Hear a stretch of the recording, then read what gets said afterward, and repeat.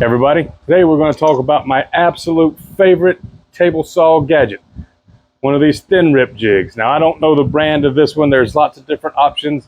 I will link something down in the description.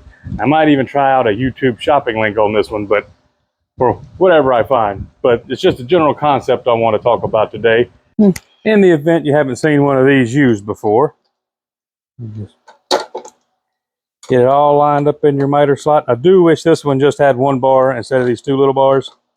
That gets on my nerves some. Slide it up with the blade. Lock it down. So I'm going to use my setup blocks. Set those up. Loosen that knob. Make the bearing touch. Tighten you back down there. Get these out of the way. Now, you're not done yet. Loosen this back up.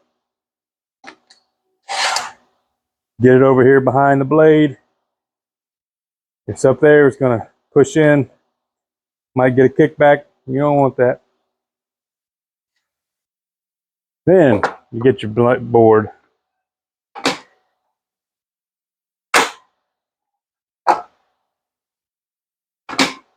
Set your fence just like that. All the clearance in the world.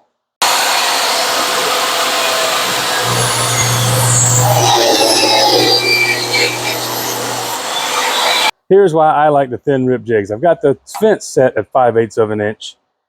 And my push stick there, it's got some clearance, but you get any kind of sideways, you're in trouble.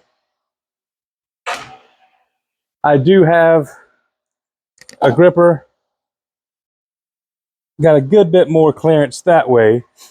But even still, I think even making only one cut, the thin rip jig, I believe is safer. I thank you for watching. Hopefully that helped you out a little bit. If it did, give me a like, share, and subscribe, please. Really appreciate it. Y'all be good.